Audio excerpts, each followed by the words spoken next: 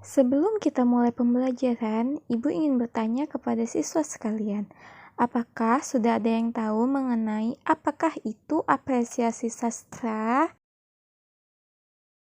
Untuk mengetahui lebih lanjut tentang apresiasi sastra, mari kita lihat video ini. Apresiasi sastra adalah kegiatan untuk menghargai atau menilai karya sastra untuk menumbuhkan pemikiran kritis dan kepekaan perasaan yang baik terhadap sebuah teks sastra dengan mengacu pada 4 keterampilan berbahasa. Jenis-jenis apresiasi sastra anak ada 2. Yang pertama, apresiasi kinetik, yaitu sikap memberikan minat pada sebuah karya tertentu yang pada akhirnya mendorong seseorang untuk melakukan langkah aktif untuk mengapresiasi sebuah karya. Yang kedua, ada apresiasi verbal, memberikan penafsiran, penilaian, dan penghargaan yang berbentuk tanggapan, penjelasan, komentar, kritik dan saran, maupun pujian, baik secara lisan maupun tulisan. Contoh apresiasi sastra anak, yang pertama, kegiatan langsung, yang kedua, kegiatan tak langsung, yang ketiga, kegiatan dokumentatif, yang keempat, kegiatan kreatif. Di sini kita akan belajar apresiasi sastra kegiatan langsung. Kegiatan langsung terdiri atas 1. Mendengarkan pembacaan puisi, kedua, mendengarkan pembacaan cerpen, ketiga, menonton lomba baca puisi, keempat, menonton lomba mendongeng, kelima, menonton pementasan drama maupun lomba pementasan drama atau teater, keenam, membacakan puisi, ketujuh, membacakan cerpen, kedelapan, mendongeng, dan lain-lain. Sekarang kita akan melakukan kegiatan apresiasi langsung. Kita dapat melihat video tentang cerita rakyat Sumatera Utara. Setelah melihat video, kita dapat melakukan apresiasi langsung dengan menceritakan kembali atau berdongeng mengenai cerita yang telah kita tonton sebelumnya.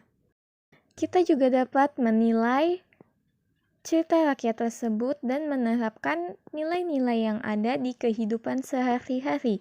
Sekarang, marilah kita menonton video cerita rakyat dari Sumatera Utara.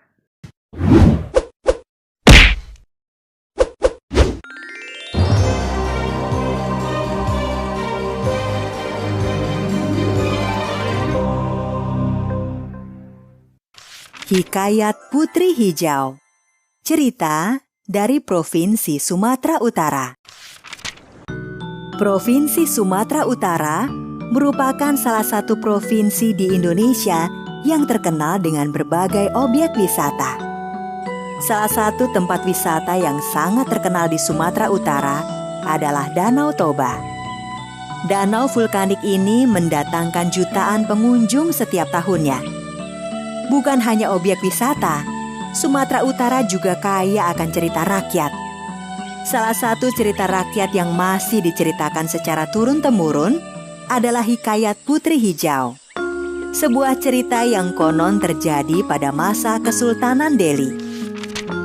Hikayat Putri Hijau bermula dari Kesultanan Aceh yang terletak di sebelah utara Kesultanan Delhi. Ketika itu, Kesultanan Aceh memiliki armada angkatan laut yang sangat tangguh. Kekuatan militer Kesultanan Aceh merupakan salah satu yang terkuat di Nusantara. Sore itu, seperti biasanya, Sultan Aceh duduk beristirahat di taman istana. Meskipun disegani negara tetangganya, Sultan Aceh masih merasa belum lengkap menjadi pemimpin. Sultan Aceh masih belum menemukan sosok yang layak menjadi permaisurinya. Tiba-tiba saja, Sultan Aceh melihat sebuah cahaya hijau di langit. Cahaya hijau itu berasal dari sebelah selatan. Kalian berdua, selidiki asal-muasal cahaya hijau itu. Siap, Yang Mulia. Dua prajurit kepercayaan Sultan Aceh itu segera menuju ke arah selatan melacak asal-muasal cahaya hijau. hingga sampailah dua prajurit Aceh itu ke wilayah Kesultanan Delhi. Sesampainya di wilayah Kesultanan Delhi, dua prajurit Aceh itu segera bertanya kepada seorang warga yang ditemuinya. Maaf Tuan, kami hendak bertanya. Kalau boleh tahu, dari mana asal cahaya hijau di langit ketika sore hari itu?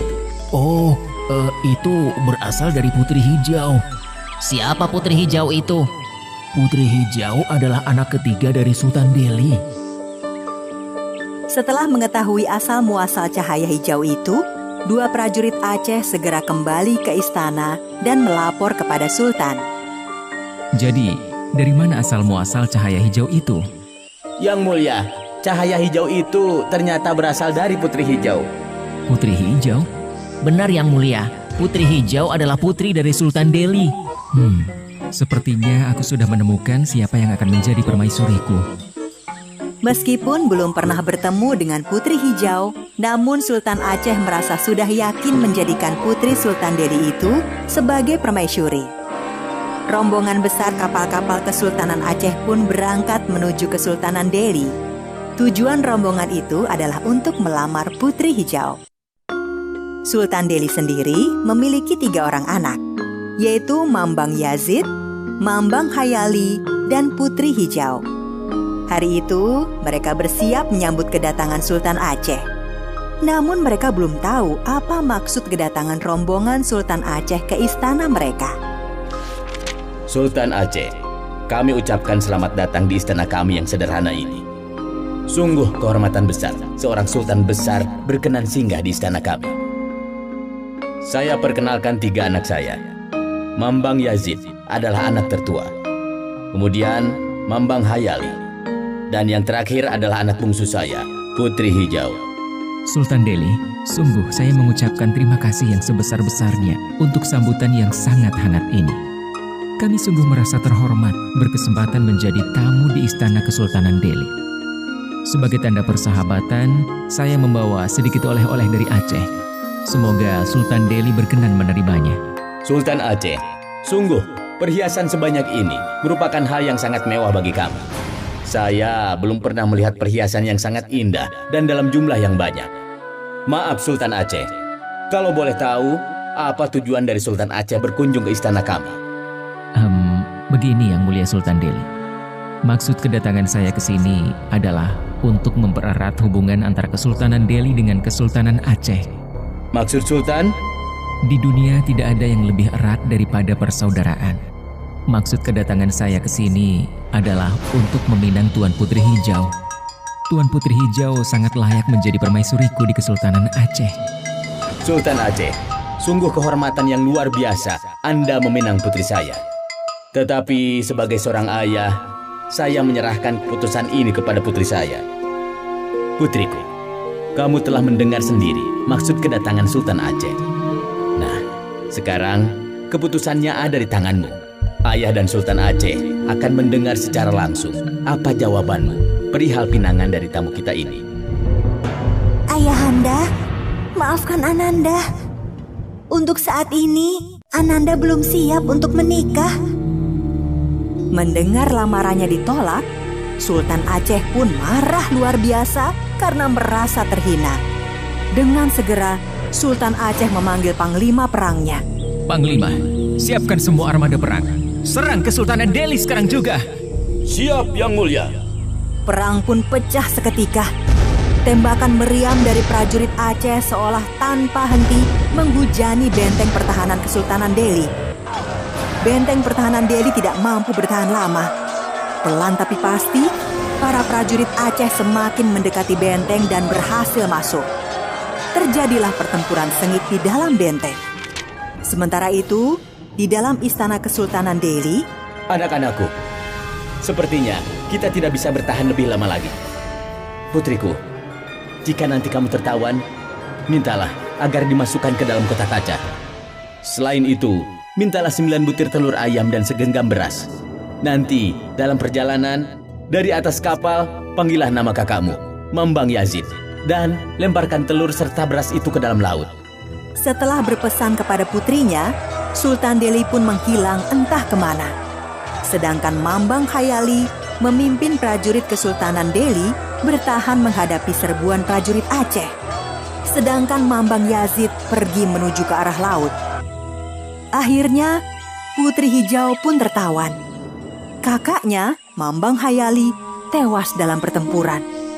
Seperti pesan ayahnya, Putri Hijau meminta kotak kaca, 9 butir telur ayam, dan segenggam emas. Di Selat Malaka, dalam perjalanan menuju Aceh, tiba-tiba Putri Hijau keluar dari kotak kaca. Dilemparkannya telur-telur ayam dan segenggam beras ke dalam lautan. Mambang Yazid! Mambang Yazid! Tidak lama kemudian, seekor naga besar muncul dari dalam lautan.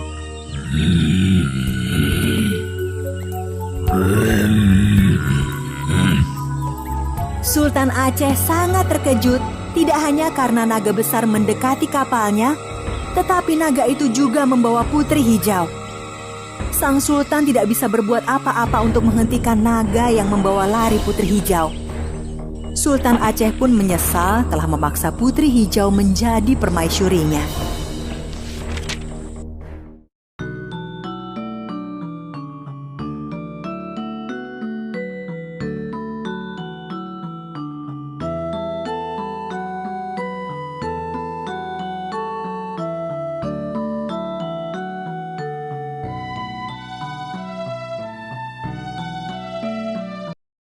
Setelah kita melihat video cerita rakyat tersebut, kita dapat mengetahui nilai apa saja yang tergandung dalam cerita rakyat tersebut dan dapat kita terapkan nilai-nilai tersebut di kehidupan sehari-hari kita.